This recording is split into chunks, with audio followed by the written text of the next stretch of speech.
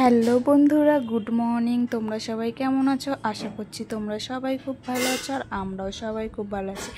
আজকে হচ্ছে বুধবার, তা বুধবারে সকালে মেয়ে স্কুলে চলে গেছে, তারপরে আমার ভিডিওটা স্টার্ট করলাম। আর মেয়েকে আজকে সকালে টিফিনে দিয়েছি ফল, আর দিয়েছি একটা লাড্ডু আর মিষ্টি, মানে ফল মিষ্টি ঘরে অনেক রয়ে গেছে, তার জন্য মেয়েকে সকালে আজকে ফল আর মিষ্টি দিয়ে দিয়েছি। আর ওর যেরকম ডেলি ভাত খেয়ে স্কুলে যায় সেরকমই গেছে। আর ছেলেকেও মৌসুম্বি লেবুর রস করে খাইয়ে দিয়েছি।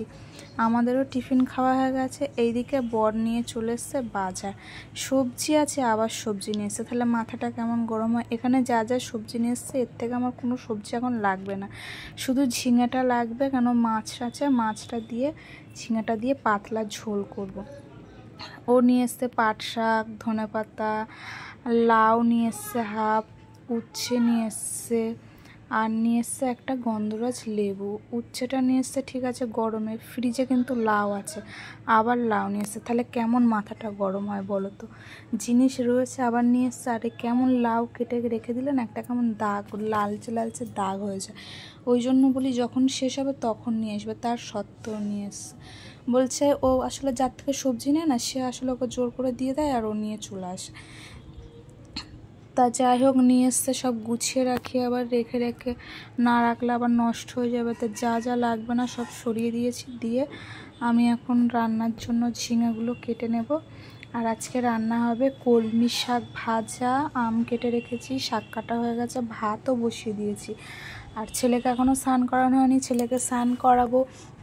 আর জানলা দিয়ে দেখো এত রোদ পড়ছে ওইখানটায়, যে ভিডিওটার আলো পড়ছে এত, ওর জন্য আবার ঘুরে বসলাম, তবুও হচ্ছে না।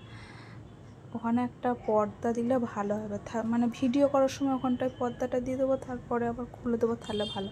কি কোনো কাপড় দিয়ে ক্লিপ দিয়ে আটকে দিলে ভালো হবে। তো যাই হোক বন্ধুরা, আমার ভিডিওতে প্লিজ একটা লাইক দিও, আর আমার চ্যানেলটাকে সাবস্ক্রাইব করো প্লিজ বন্ধুরা। তারপরে দেখো এখানে মাছটা আছে আমার ধোয়া কিন্তু হয়ে গেছে, মাছ ধুয়ে রেখে দিয়েছি। তো এইদিকে মাছের ঝোলের জন্য ঝিঙে কেটে নেব, আর মাছের ঝোলের সিম্পল শুধু আদা জিরে আর কাঁচা লঙ্কা বাটা দেবো, এছাড়া আর কিচ্ছু দেবো না। আর ধনে পাতা ছড়িয়ে নামিয়ে নেবো, কেন ধনে পাতাটা নিয়ে এসছে। আর কালকেরে মা মাছ পাঠিয়েছিল, কিছুটা করেছিলাম, আর কিছুটা ছোটো মাছ এখনও রয়েছে, তাই সেই ছোটো মাছটা ভাজা বসিয়ে দিয়েছি। ধুয়ে টুয়ে তো রাখা ছিল, ছোটো মাছটার ঝাল হবে। আর আজকে রান্না করব কলমি শাক ভাজা, আমের চাটনি, আমটা একটু মিষ্টি মিষ্টি চাটনি হবে, হলুদ দেবো না, সাদা সাদা যেরকম চাটনি ওরকম করবো। শাক ভাজা, আমের চাটনি, আর এই ছোটো মাছগুলোর একটা গা মাখো মাখো ঝাল করব, আর মাছের ঝোল করব ঝিঙে আলু দিয়ে। তো দেখো এদিকে সব গুছিয়ে গেছে, রান্না বসিয়ে দিয়েছি, একদিকে শাক ভাজা বসিয়েছি আর একদিকে মাছ ভাজা বসিয়ে দিয়েছি। তাই এদিকে আমি রান্না করছি, আর ওইদিকে ছেলেকে স্নান করে দিয়েছে। তোমাদের দাদাভাই চলে এসেছিলো, ওকেই বললাম একটু ছেলেকে স্নান করিয়ে দিতে।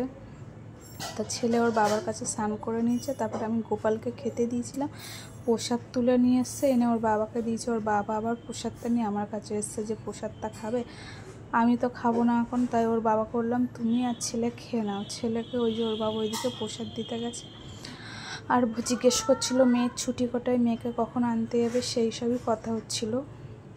তারপরে এদিকে রান্না করতে করতে আমের চাটনির জন্য 5 ফোড়ন একটুখানি ভেজে নিচ্ছি শুকনো খোলায়, নিয়ে শিলনোড়া শুকনো মুছে ওতে একটু গুঁড়ো করে নেবো, তাহলে আমের চাটনিটা হয়ে গেল। ওপর দিয়ে সামান্য একটু দিলে এটা বেশ খেতে ভালো লাগে। আর মাছের ঝালটা না হয়ে গেছে গা মাখো মাখো, ক্যামেরাতে দেখো কেমন সাদা সাদা লাগছে, কিন্তু কালারটা খুব সুন্দর এসেছিলো। তারপরে দেখো আমার রান্নাবান্না হয়ে গেছে, রান্নাঘর পরিষ্কার করে নিচ্ছি, এখন ছেলেকে ভাত খাওয়াবো, তা ভাবলাম তোমাদেরকে আগে দেখিয়ে দিই কী কী রান্না হয়েছে। তো চলো দেখে নাও আজকে কী কী রান্না হয়েছে। এইদিকে আছে ভাত, ওইদিকে আছে কলমি শাক ভাজা, পেঁয়াজ রসুন শুকনো লঙ্কা ফোড়ন দিয়ে ভাজা হয়েছে। এইবারে দেখো চিংড়ি মাছের তরকারিটা কী সুন্দর কালার লাগছে, তখন কেমন একটা কালারটা ফ্যাকাশে সাদা সাদা লাগছে।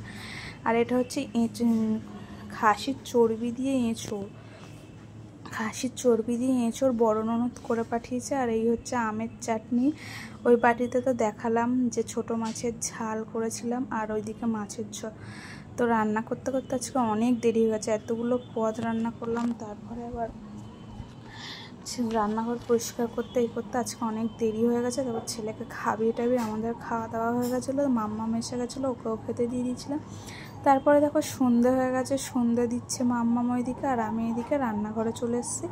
ছেলের দুধ গরম করব, আমাদের চা করব, আর বাসন আছে দুপুরে খাওয়া দাওয়ার পরে সব মেজে রেখেছিলাম, বাসনগুলো সব উবুড় করে রেখেছিলাম, এখন সব বাসনগুলো তুলে দিচ্ছে। আর এইসব টিফিন কাঠিগুলো মাম্মাম স্কুলে নিয়ে যায়, সেইগুলো তুলে রাখছি, এখন আবার কাল সকাল হলে তো লাগবে। তো আজকের ভিডিওটা এত দূর রাখছি, আশা করছি তোমাদের ভালো লেগেছে। আর কালকে আবারও একটা নতুন ভিডিও নিয়ে তোমাদের সামনে চলে আসবো।